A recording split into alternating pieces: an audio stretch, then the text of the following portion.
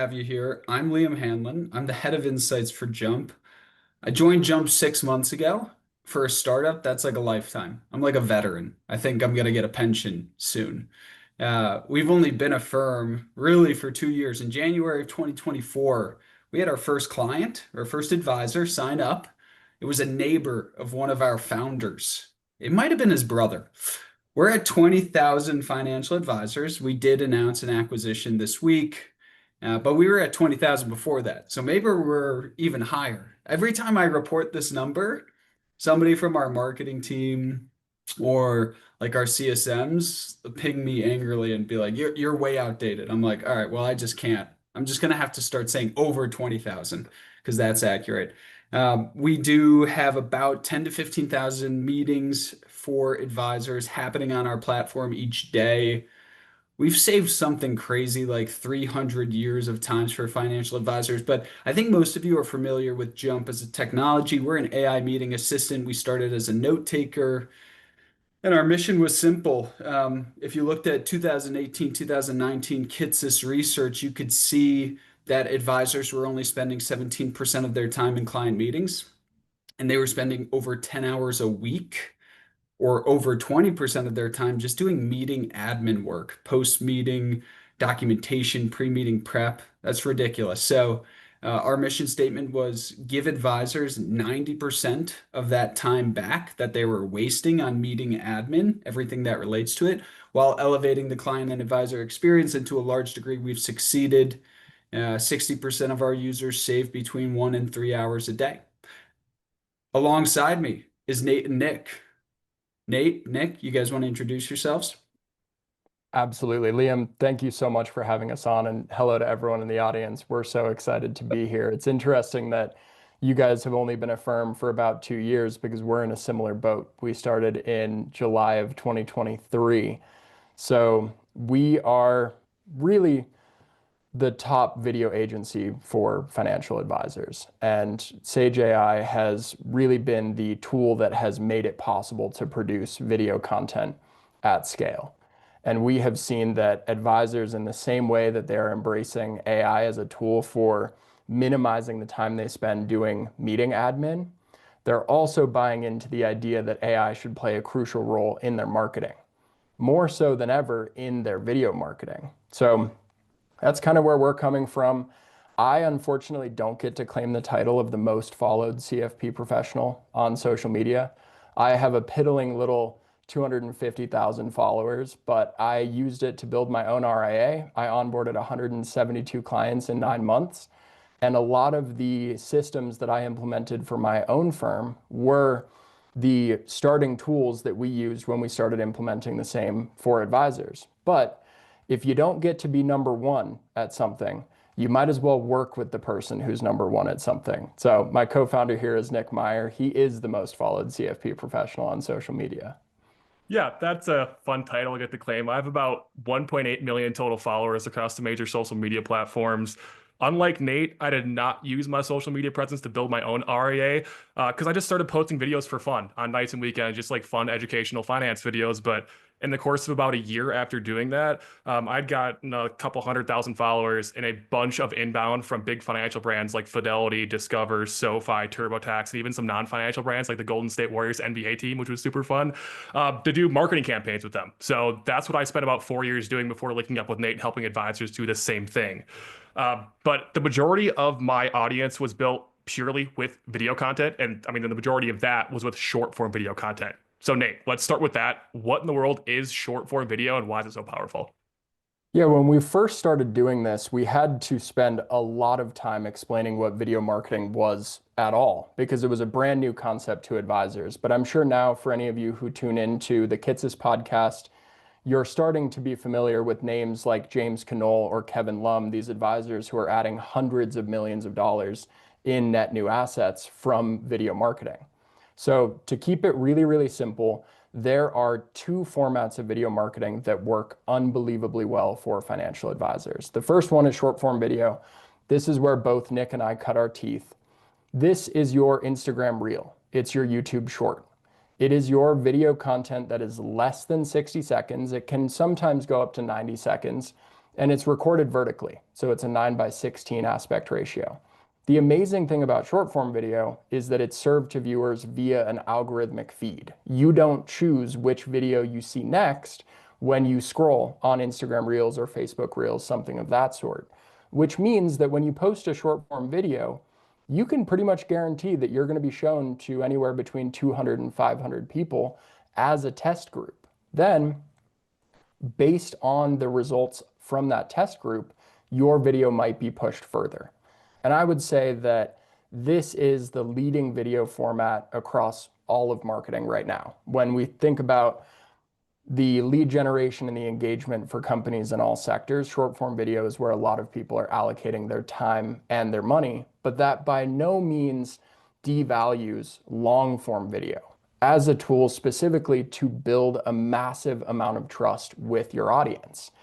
These are generally 8 to 15 minutes, and you're almost always going to see these on YouTube. So for any of you who are students of YouTube University like I am, you spend a lot of time learning and gathering information from experts who are producing YouTube videos.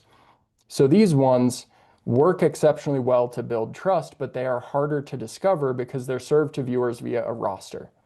So picture your YouTube homepage.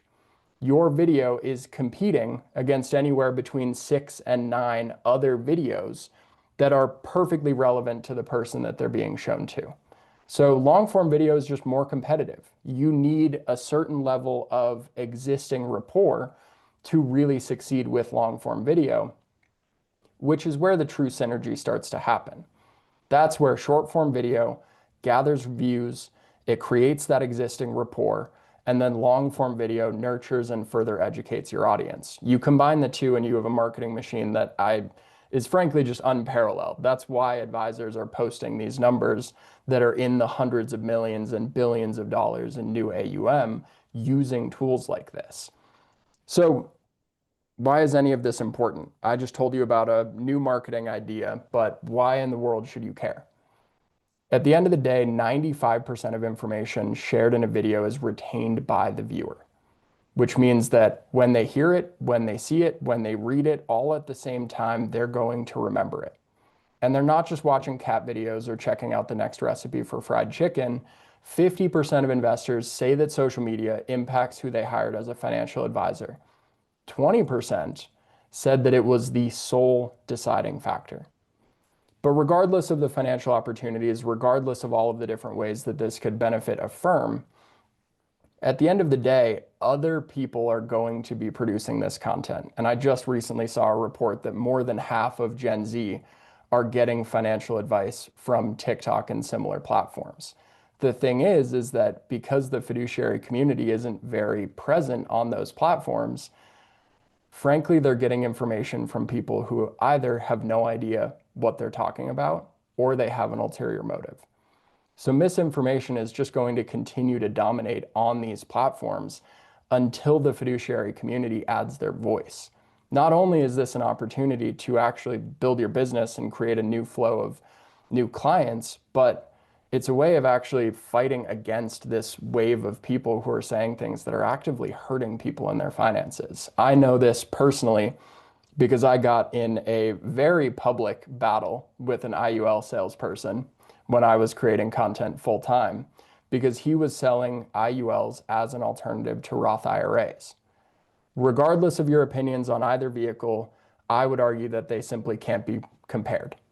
They can exist next to each other, but that was something that I really believed was actively hurting a lot of 18 and 19-year-olds. So my content was not just a way of building my business, it was a way of speaking out against people who are actively misinforming the populace. So does this work? I can give you my personal examples, of course, but then we have people like Skylar Denny who posted 11 videos and got 8 clients. Now, the reason this worked is not because he went viral. It's not like he got 10 million views and of course he got a couple of people to trickle through. Really, he activated his existing network, which means that he posted a couple of videos and people in the 3rd and 4th rings of his network, or maybe even people that were already in his sales pipeline, finally got that nudge to say, okay, I'm going to set up some time and I'm going to have a conversation. And we see this all the time with advisors. We saw this with Alicia as well, where she had a woman who was already someone she had had conversations with, someone who had considered working with her for over a year and just hadn't pulled the trigger. It wasn't until that prospect saw a video on TikTok, of all platforms, that she finally decided to restart the conversation. And the end result was that Alicia started posting videos, and less than a month later, she had a brand new retainer client for her divorce practice. So it is that network effect that creates so much success on video. And it creates this nice little buffer because at the end of the day, building a sustainable video pipeline just takes time. It takes a lot of videos, it takes a lot of volume. Doing it at scale is a really essential component. So if we know that it works and we know that other advisors are doing it, and we understand the framework in which you would produce video content, why aren't advisors doing video? Really boils down to 5 things. Tools are just overly complex and non-specialized for financial advisors. I can speak to this using something like Notion to organize my videos. I just had to do a lot of customization. I had to make it perfect for my use case because I wasn't someone that they were directly trying to serve. And so you then get stuck in this learning curve where you are customizing and building things and you're taking a lot of time just figuring things out, not actually making videos, not actually putting things out there that your future client can ingest, instead just trying to get to the starting line. And then for the people who decided to go the other way, price became prohibitive. Because if you don't want to learn it and you don't want to sound it out, then you pay someone else to do it entirely for you. And so if you're a growing firm who's interested in creating a sustainable pipeline, shelling out that kind of money just might not be feasible. So it makes perfect sense that advisors would be stuck. And then you add on things like compliance. And you start to wonder, okay, am I even allowed to be posting these? And this was the main thing when we started our business that we thought was going to be the problem. We were worried that we wouldn't even be able to do videos for advisors who were excited to do so because their compliance wouldn't allow them to. Luckily, that turned out to not be the case at all. Compliance, in fact, has been way more receptive to video than we ever could have expected. And by this point, we've worked with LPL, we've worked with Prime Financial, we've worked with Osaic, we've worked with Northwestern Mutual, Ameriprise, you name it. And as long as you avoid the main components, it's actually really easy to get these videos approved by compliance in a sustainable way. And then the final piece is knowledge. I don't even know what I would start to learn. How do I get started thinking about identifying the right idea that's going to resonate with my target client? Do I need an editing app? Do I need to hire an editor on Fiverr to try to get this figured out? How do I write a script? How long should my script be? All of these things start to stack on top of each other until an advisor just goes, you know what? I'm good. I'm going to go do something else. I'm going to go do anything else when it comes to video. And that's why I'm so excited to spend some time on this webinar, especially with you, Liam, and with Jump as a whole, because I feel like, and maybe people overheard this because I was saying it right as we went live, but this is the connective tissue that is going to make the entire video workflow perfect.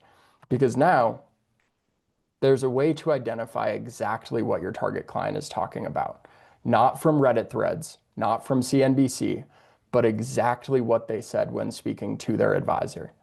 And you can pull all of that information, and luckily you don't even need to because everyone at Jump has been making it possible. And you can isolate the ideas that are being talked about most. Those are the things to make content about. And then with Sage, it's never been easier to script and organize and record and edit and post. So with that, I want to know more because frankly, Liam, I am just more than curious about exactly how this works. How do you identify what advisors care about, and what have you guys been doing over at Jump when it comes to getting these insights in a way that advisors can use?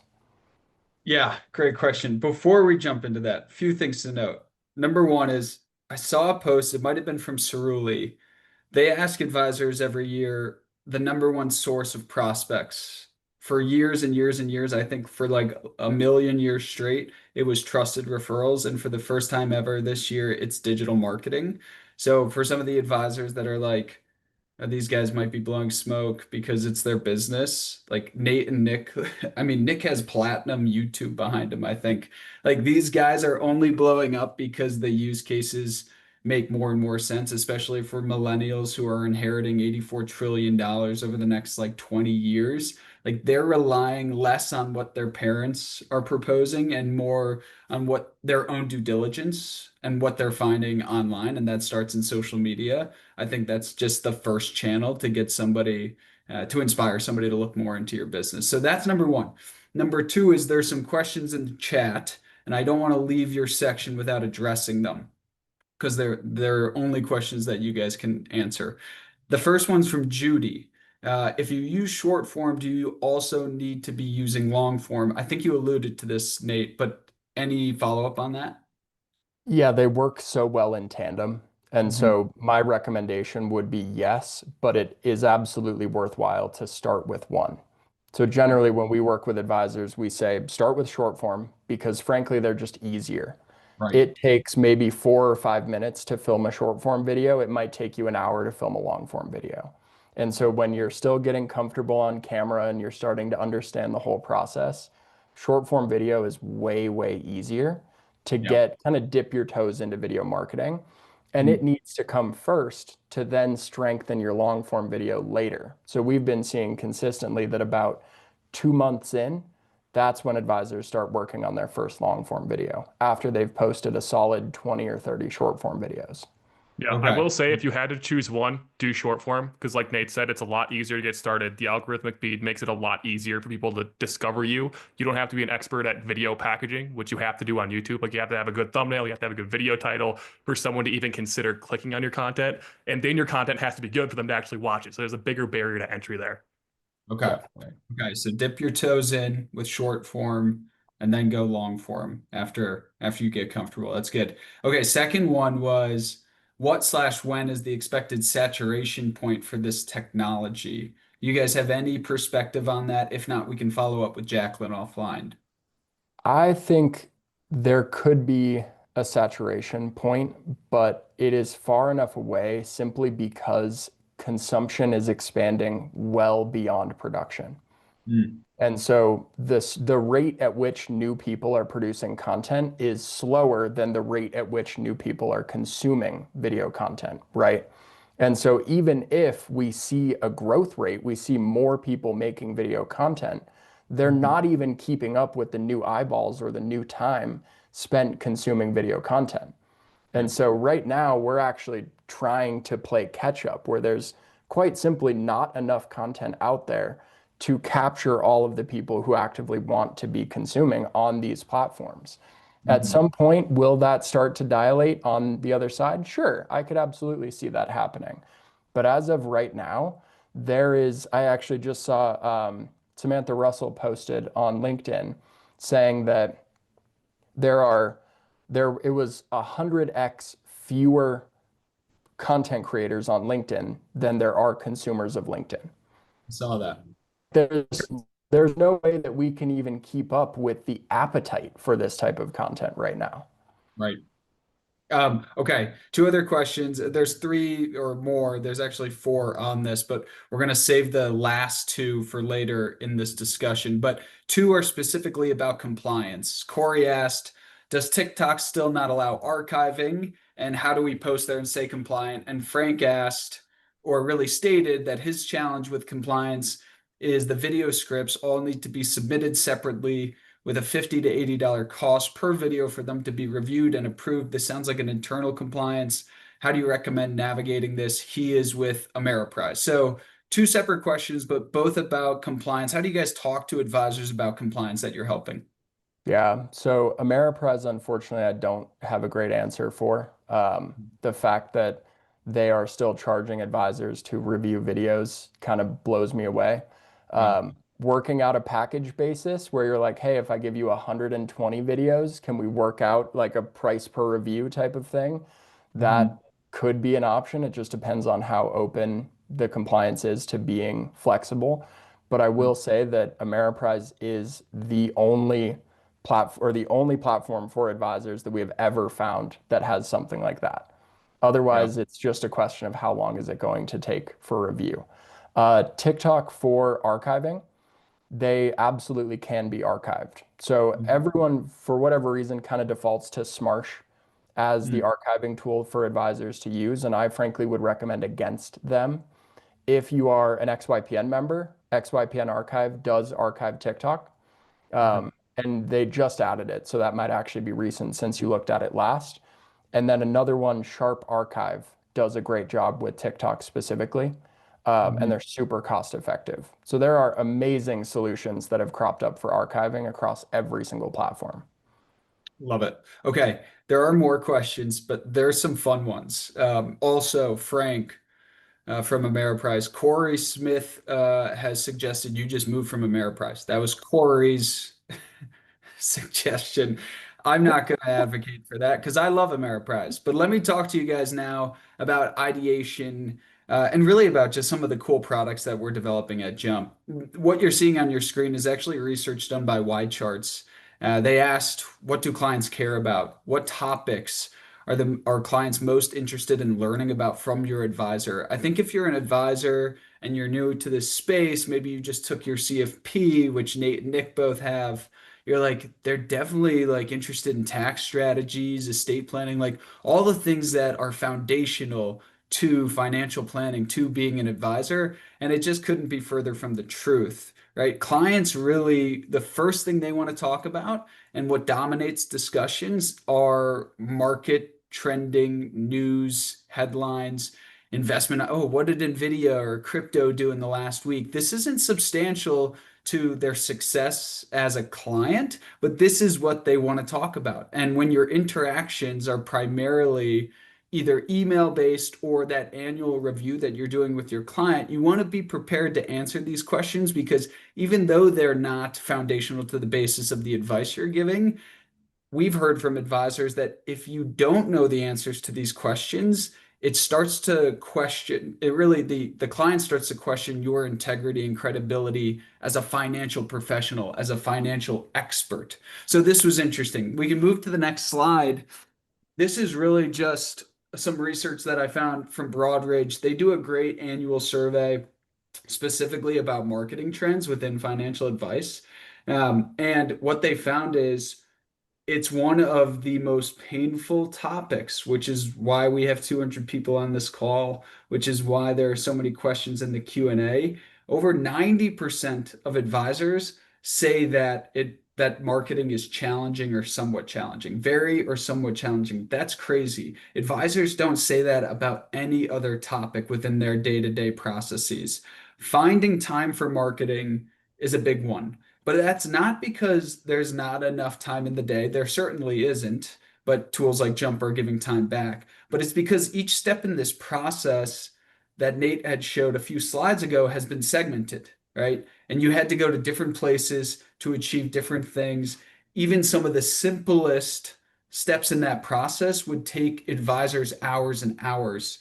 The one that I'm going to focus on and talk to you guys about today is identifying what's on the top of clients' minds. What do they want to see? A potential client, a prospect. What do they want to see an advisor or CFP post about that will stop them from scrolling in their feed? Because ultimately that is success, and get them to try to learn more about you and your business. And so when I talk to advisors, a big part of my job as the head of Insights is primary research, meaning I talk to 500 advisors every month that use Jump, that don't use Jump, and I ask them what their biggest challenges are, because we only want to create a product that addresses actual advisors' challenges. And some quotes are on the next slide here. Advisors say all the time to me, almost every single conversation that I have, that they want to know what their clients are going to ask about before they actually go into the meeting. They want to know what the curveball questions are so that they're prepared to answer, so that it doesn't derail the meeting, because they need to get to the actual financial plan, the estate plan, the Roth conversion. And they say that if they don't know the answer to a question, they lose the client's trust. And if you have time and you know what the client is going to ask, if you have time to do that due diligence yourself, they almost always have a good perspective. But it's when they have absolutely no idea what's going on in the news and the client throws out, today, hey, why did the FBI arrest Chauncey Billups? That did happen today. And if that was a financial topic that clients cared about and you had never seen that, but it's trending, but you just didn't know, then they could call into question, like, how dialed in are you to this business, right? Because why do I know about this and you don't? So that brings me to the product demonstration portion of this. I'm going to quickly take you guys through how Jump is trying to answer some of these challenges by creating something that we call What's Trending. We have trending dashboards within the product that I'm going to pull up in a second that is using some of the most advanced AI and machine learning technology in the market to identify what clients and advisors are talking about within a specific firm. I think Ameriprise was brought up before. Say there's 800 to 2,000 Ameriprise advisors. I'm not sure how many there are. And they're having 20 conversations. Each advisor is having 5 conversations a day. And in the week, they're having 20 conversations. There are emerging topics and trends that are coming up in these conversations that we can identify and then put in front of every advisor in the firm to be ready for, here's what clients are talking about. So let me pull up my screen. Can I steal the share from you, Nate? Absolutely. I'll stop sharing. There we are. Yeah, I just sent a request. And while you're getting that pulled up, I love this. I love this question of how do you make content without coming off as cringy? I have to say the number one way to make content without coming off as cringy is to actually talk about something that they want to hear about. Right. Like if you can nail down exactly what Liam is about to talk about, where you are gathering the thing they were already thinking about or had on their minds, even if you're a little deadpan, a little monotone, you're still working on practicing, you are going to come across much, much better because they're willing to tolerate any of those idiosyncrasies to get exactly what you are sharing with them. I loved that question too. I was saving that for the end, but I'm glad you addressed it now because it's a good segue into this. So what you're looking at, you guys can see my screen, right? Okay. Got it. This is Jump's product. If your guys are familiar, there's a home page. I'm in a demo account, so this data is fake. But what you're seeing is the What's Trending dashboard. Where you'll find this is if you're a Jump user, navigating to the Insights tab, clicking on that, and right away in your dashboard, you'll see 2 different trending dashboards. These are only available to scale users right now. We have really 2 tiers, core and scale. Sometimes that decision is made at the enterprise level, but you can easily upgrade for $20 a month to the scale if you want.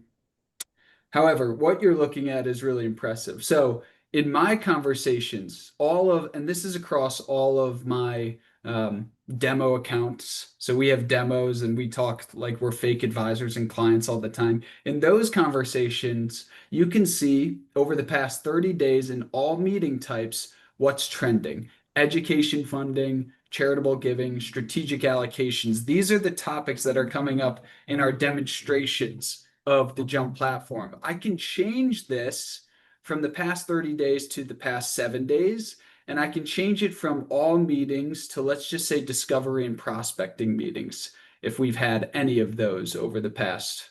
Yeah, we don't tag any of our meetings as discovery, prospecting, or client meetings because we're not actual advisors. But if you were an actual advisor, you could select discovery and prospecting and just see over the past week what's coming up in discovery and prospecting meetings across your firm.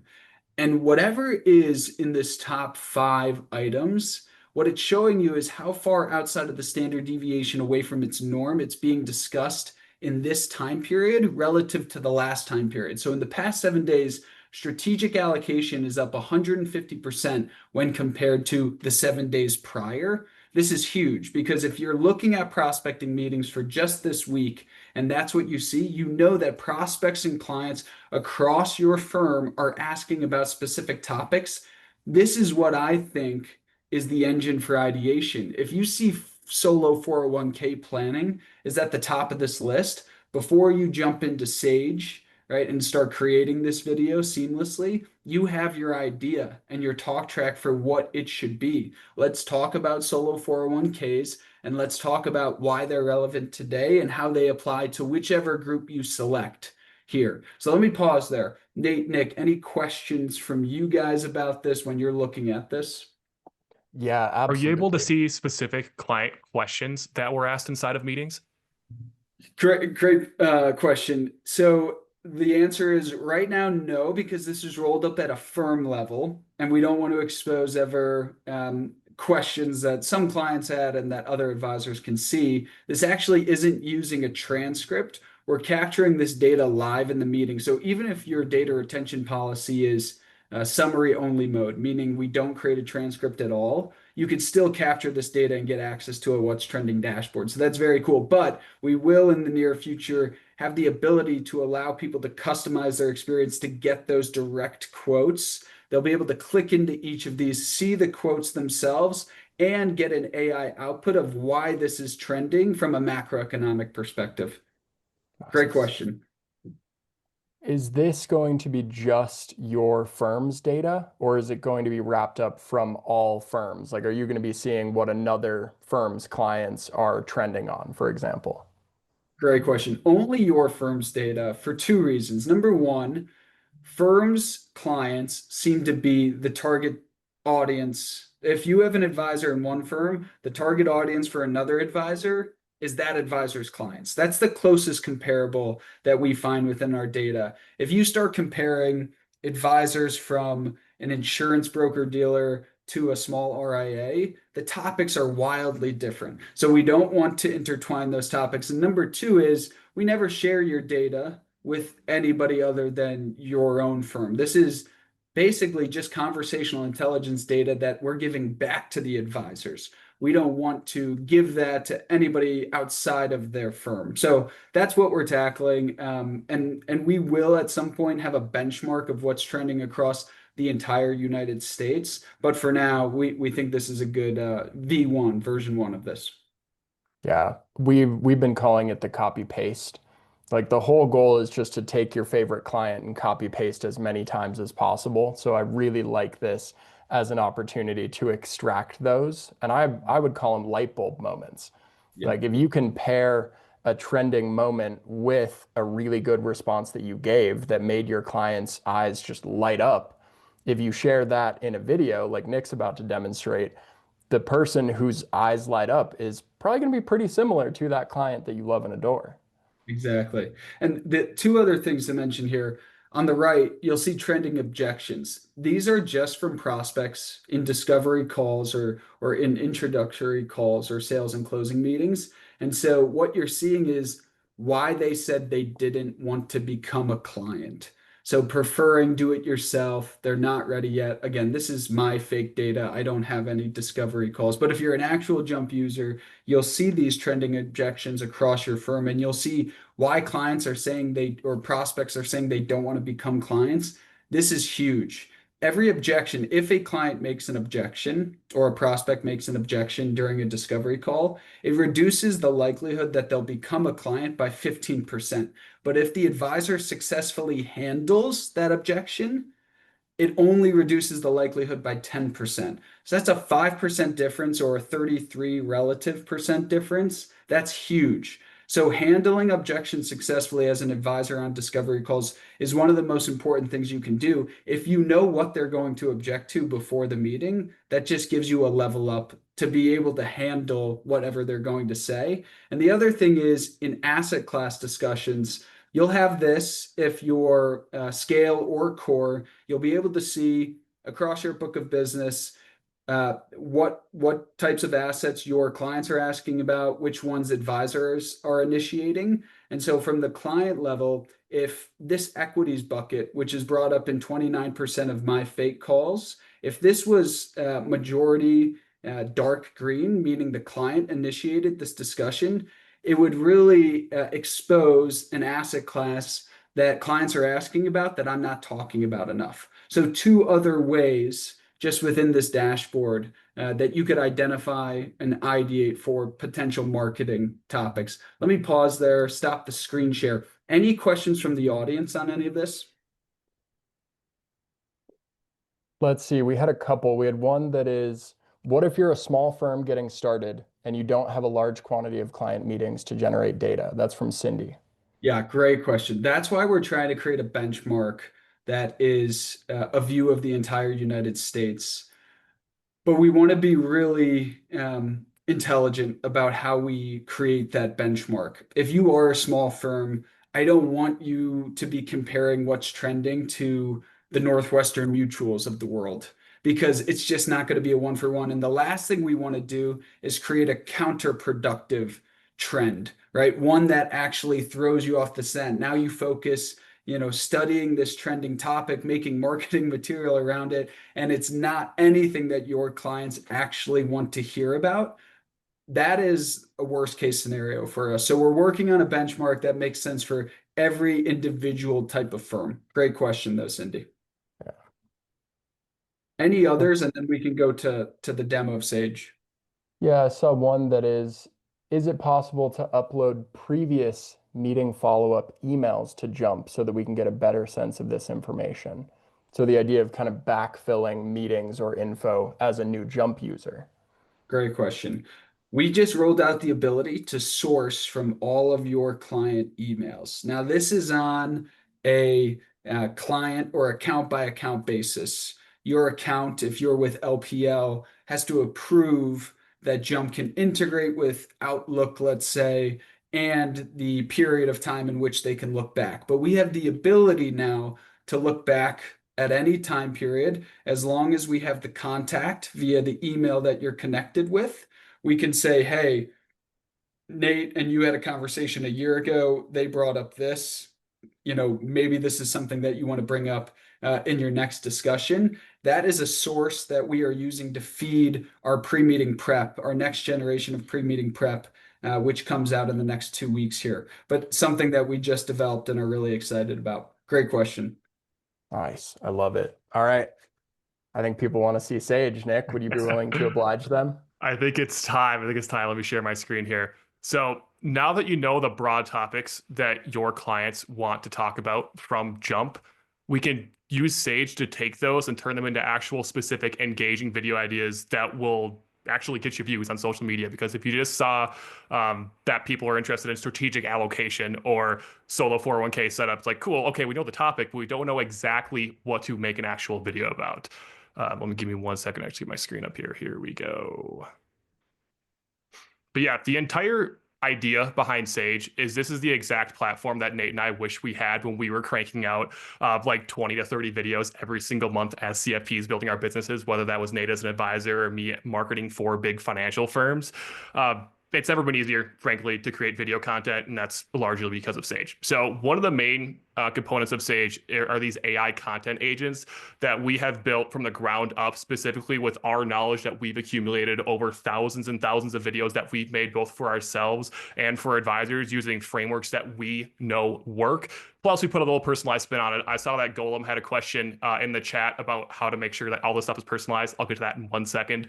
But one big way that we do it is with something called your Sage profile, which is something that every single user on the platform gets access to, that basically lets you tell the AI exactly who you are, who your firm is, what your target audience is, different content topics you want to talk about, different client stories you have, a whole bunch of stuff that's going to be sent to the AI every single time you want it to be. You can turn it off if you want to, just to make sure that every single output that you get is customized to you.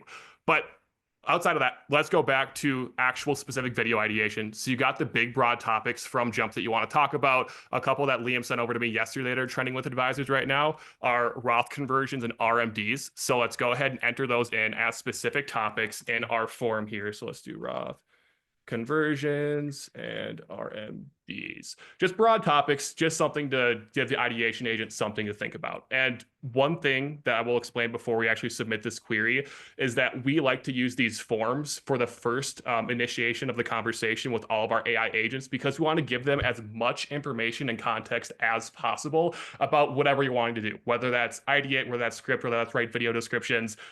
our goal with Sage's AI agents is to give you the highest quality output in the first output and not be like a ChatGPT like conversation that is 30 to 50 messages long. And by the end of it, you're still not fully satisfied with what you got. The goal of Sage is to one shot it, but you can obviously make changes if you want to. A couple fields in the form you can toggle. Short and long form content. We already went over both those are. Ideation type. This is something that Liam sort of touched on that people are interested in. So evergreen ideas, these are ideas that you can make videos about that you can feel confident they're going to be relevant for the next 6+ months. The only thing that would make them irrelevant is something like a major tax law change or like the years changing and tax practice changing, something like that. But otherwise, these are kind of broader ideas that you can feel like will have long lasting staying power. Timely ideation is when the agents actually go scrape the web, reputable news sources for finance specifically, and some Reddit posts that tell you exactly what the big news outlets are reporting on right now, like this week. So if there's big breaking news about interest rates, about tax law changes, anything like that, you can just use Sage to scrape those here. But let's go back and do evergreen ideas because we already know the specific topics we want to talk about, and there's not a lot in the news specifically covering both Roth conversions and RMDs. I know, I already checked. And then we can leave our Sage profile turned on. And if you have any additional context files you want to attach, you can do that. So let's go ahead and generate these. Because we put so much context on the AI agent's plate, it's going to take like 15 to 30 seconds to generate. So I already have a couple examples from yesterday that we can just run through while that's going. So this is an example of the ideation agent output that you'll get. It will always give you 5 video ideas. This is for short form evergreen ideas. They're going to be pretty concise because short form videos aren't very long, as we covered, and they're going to be written in pretty engaging formats. So it'll give you an idea of how you should structure each video. So for example, 3 times Roth conversions make perfect sense. Why convert my clients to Roth before age 72? How RMDs, okay, the new one is actually finished now. Let's go to this one. Why RMDs force you into higher tax brackets at 73? So you get the idea. It gives you give it the broad topics and it gives you the actual framing that you can use to put this in a video that people actually want to watch. And just to show you the difference between evergreen and timely, short form ideation, timely will obviously give you the sources for whatever it pulls. So it got this from MarketWatch. Can you put your RMD into a Roth IRA? And this was especially timely, how 2026 tax brackets change your Roth conversion math. That would be a great video to make right now as the year is ending. And then for long form videos, obviously long form videos are gonna be like 20 times longer than short form videos. So we wanna make sure we give you heftier outlines for these. And one feature I really like about long form ideation is that it writes these like engaging YouTube video titles. So if you have ever seen any other financial advisors content on YouTube, their titles are gonna look exactly like this. It's written in an engaging format that gets people to click because like we said, people have to actually make the choice to click, and there is a format that works for that. Well, like how ridiculous it looks, that's up to you, but this is what does actually work on YouTube. So like the 3 big RMD mistakes every retiree makes and how to fix them. If I was a pre-retiree or early retiree, I want to click that. I want to watch that. How long until your Roth conversion pays off? The answer might surprise you. And then it just keeps going on to different ideas that you like. So let's go back to the one we just generated. And let's say we want to make a video on this one. We could add this one to our video board, which is what we use on our platform as sort of a Notion or Asana replacement to track your entire video production workflow from idea all the way to posted video. And you'll see the one we just added is going to appear at the top of the ideation column. Our title and our outline right here are all ready to use moving forward. So let's go back to our content agents and go to our script generating agent. It's going to be a very similar form. We're going to leave this on short form, our Sage profile turned on, and we can just select that video we just put on the video board. It'll appear at the very top of this list, and it's going to automatically fill in the video title and the idea outline. If you have one that you just want to manually enter, like if you have an idea off the top of your head from the jump insights that you saw on your own panel, like you saw strategic allocation, you're like, oh, I know exactly what type of video I want to make in this. You could just go in here and do this straight without doing ideation. But in case you do want to follow the whole workflow from start to finish, you can use your idea cards as well. And one of our favorite features that we added on here is the ability to just brain dump your thoughts and opinions in this voice memo. So going back to Golem's question, in addition to your Sage profile, this is another great way to make sure that every single script output that you get is going to be supremely customized to you. And you can do this by just clicking this button and then just rambling for however long that you want to basically just give all of your thoughts and opinions on this specific topic, and it will upload it to the actual AI agent itself. I just declined the recording permissions because we're inside of Zoom, but that's a great tool to use here. So let's go ahead and generate this. And then again, just look at some of the outputs I ran yesterday for some of the other example ones. So this is an example of a short form evergreen script. It'll just give you hook, body, CTA, references, all pretty straightforward. Same thing with timely ideation. hook, body, CTA, references, and these are all scripted. We don't use script templates or anything like that. That's another way that we make sure these are all customized. We give our AI agents a comprehensive list of best practices, again, that we have learned after creating thousands of videos. So it makes every single script custom based off of those best practices. So it's using formats that we know work, but no two scripts are going to be exactly alike. Even if you do make the same video as someone else, like if there is a big breaking news story that everyone's going to make videos on, every single person's video on Sage is going to be a little bit different. And then obviously long form videos, just to give you an example of how much longer YouTube, like long form YouTube videos are from short form videos. This is a long form timely YouTube video. So we still have hook, we still have body, we still have CTA down here somewhere. And then we have a huge list of references, but this is why long form content is a lot harder to create than short form content. But I mean, with Sage, it's easier than ever.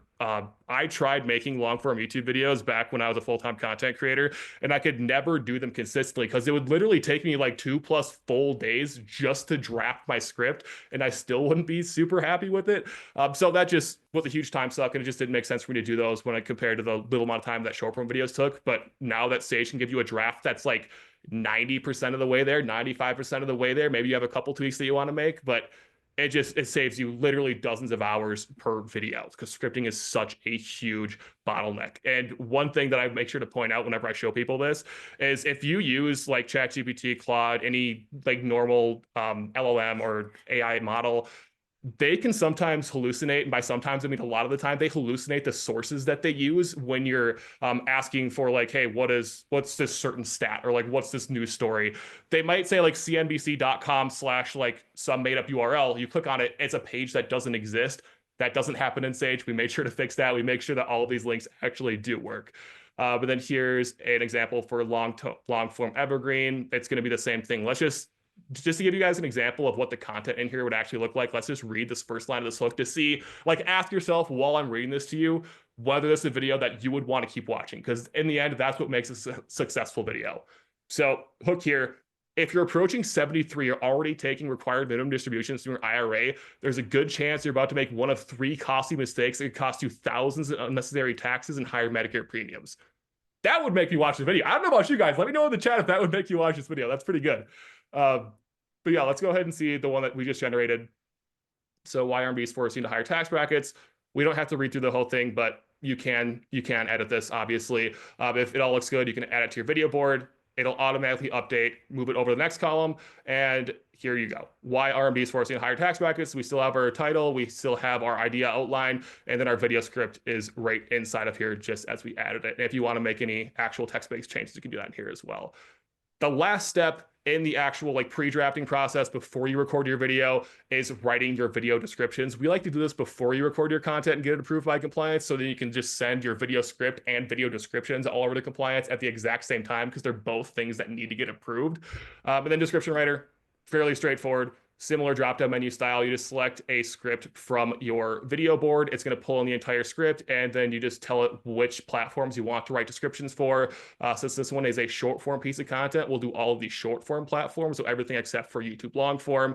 And then we make sure to pull 2 key pieces of information from your Sage profile for all of your video descriptions. One's your firm name and like kind of your target audience and things, just so we can write an SEO line saying XYZ Advisors is a financial planner based in Denver, Colorado, serving high net worth individuals and helping them with equity compensation, something like that. So by the time you post dozens and dozens of videos, you're going to really build up a humongous SEO presence. So whenever someone Googles one of those key phrases, your videos are going to likely to be pop up. And then finally, obviously, compliance considerations. If there's a disclaimer that you have to include inside your descriptions, we will include that whenever the character limits do allow. Some platforms have pretty short character limits, so they just can't fit. So we'll go ahead and generate that. And again, we can just look at the ones I ran yesterday just to show you examples of Instagram, TikTok, LinkedIn, Facebook. You get it. It writes descriptions for every platform based on their character limits and best practices. So they're all going to be slightly different.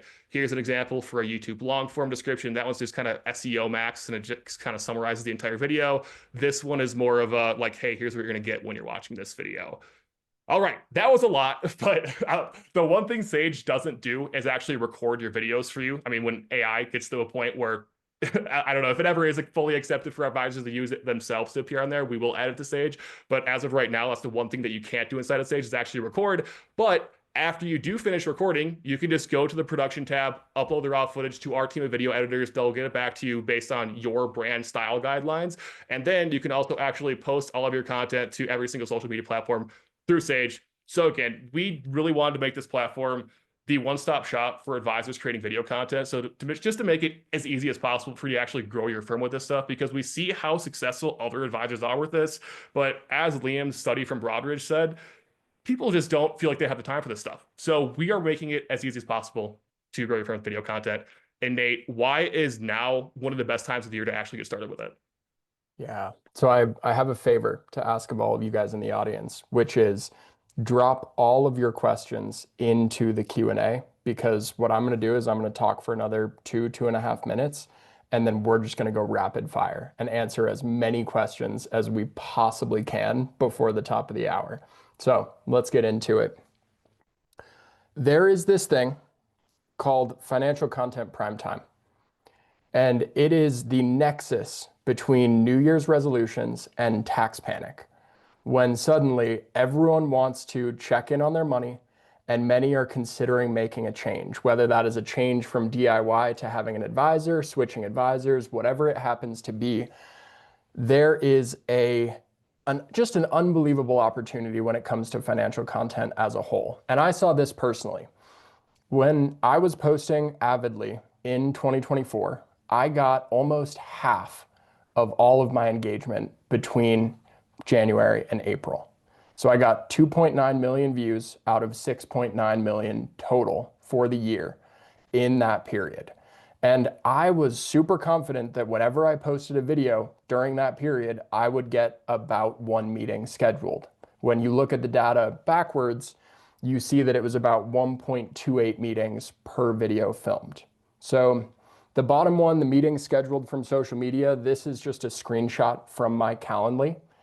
And the way it worked was people would watch my videos, they would click on my landing page, and then they would either sign up for a newsletter or they would sign up and they would book a call. And so Financial Content Primetime for my firm ended up in 87 new clients, but I want to specify that it was 87 new clients between January and June, not between January and April, because there was this long tail to it, where as people were coming in and maybe having conversations, they would say, well, it's tax time, I'll worry about this after tax time.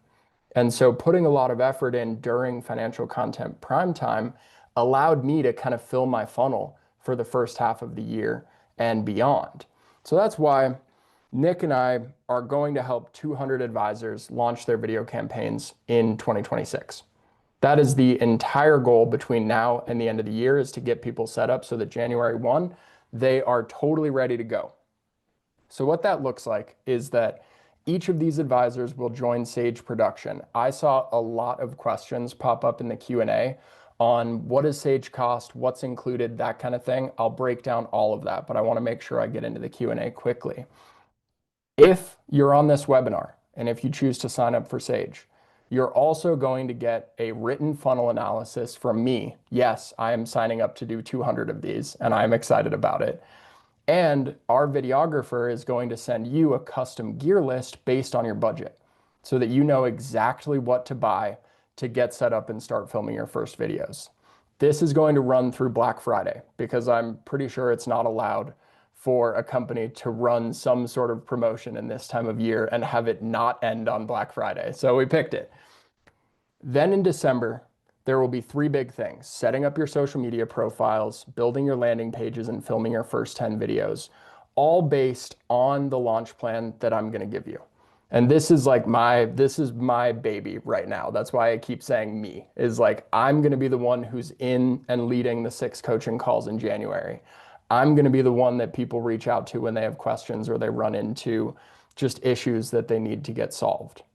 What this will do is that by January 1st, you're going to have videos ready to post. And then in January and February, we're going to have 6 coaching calls. Those coaching calls are not going to be around filming the first videos. They're going to be around launching your platforms, where you can go to get your first followers, because it is not what you expect, how to read your video analytics to decide what's actually working and what isn't, and then how to improve your funnel and start to nurture the leads that you're getting. Because by the time you hit mid-February, you should be at a point where you're starting to see traffic pick up. And then you're going to leave the final coaching call with a launch plan that will carry you all the way through April and beyond. And by that point, you're going to be in a position where you have the entire workflow built. And so what does this cost? Well, it costs about as much as one good retainer client or one really solid rollover. And to be very, very clear on what that means, Sage Production includes the video editing and everything else on Sage. If you make an annual commitment, it's $850 a month. If you do a monthly commitment, it's $950 a month.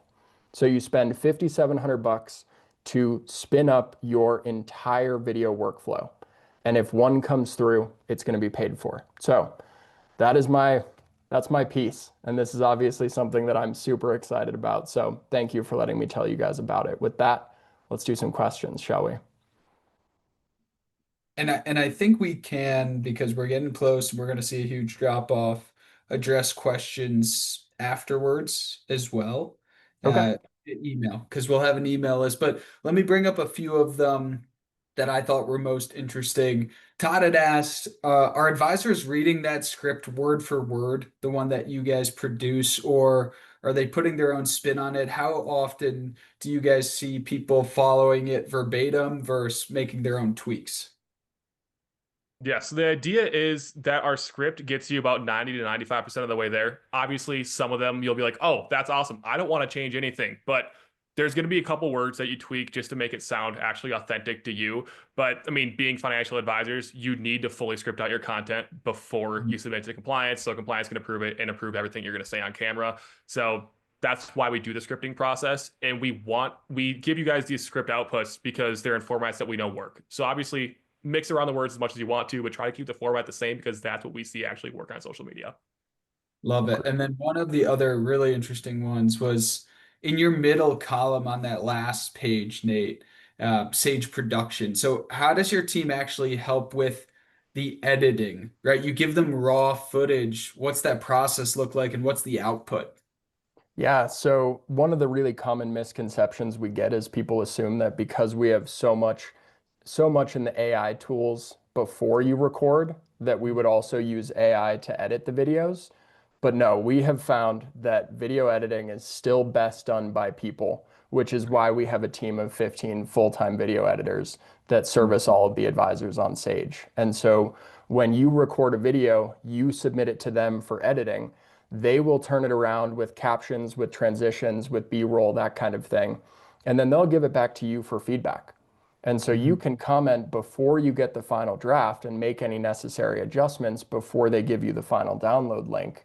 You can either take the download link and move it right over to the posting section of Sage and post it right from there, or you can download it and use it for anything you would like. It can go in your mailing list. I just talked to an advisor today who has been using Sage to write the script. They record the video, they get the video edited, but then they use our content atomization to turn the video into a blog post, and they post the blog post with the video on top of the web page. And so that's where they're still downloading it off of rather than posting directly through Sage. And then we're already a minute over, but the last one, this is like a yes or no. The $850 a month, does it include Nick's video course? Oh, so if we're talking about the video course that we did a while ago, yes, that's all on Sage. We did a lot of that, but also like the coaching calls and everything that I'm going to be doing as part of the Video New Year, yes, that is all included. So if you sign up for the 950 or the 850, you get everything I mentioned today. Okay. So Nick's got 1.8 million followers. Nate, you've got 300,000, and I have about 5,000 full-time followers on LinkedIn. So you guys can choose any of us three, the N2 guys, or if you want to come my way, please. No. I mean, I'll take the content tips. I could probably use them, man. Let me know what you're doing on LinkedIn because it's working. I keep reposting your posts, so clearly something is working. Hey, you're one of the few and the proud and the 5,000. I think we are at time and over. Thank you for, the 150 of you that stayed over. That's really a testament to the work, Nate and Nick, that you guys are doing. I'm literally thinking about doing this for myself as a non-financial advisor, but I'm like, I could use some help in video content editing, and it'd be a lot cheaper than hiring somebody to do this. And I think like that's the perspective and the alternative that a lot of people have to think about here. And so for me, this is like I might go out of pocket for this service personally. Anyway, thank you, Nate, Nick. Final words. I'm going to respond to each and every one of you who didn't get your questions answered with a personal email. And so if you don't hear from me, come find me. Find me Yep. on LinkedIn, something like that. Hold me accountable. I want to make sure that you guys get these answered. Amazing. Yeah, thanks everyone for showing up. Thanks, guys. We'll do this again soon at the next iteration. And we'll have some cool updates to share with the crew. Thanks Oh, everybody yeah. for joining. Thanks, guys. Thanks for having us, Jump.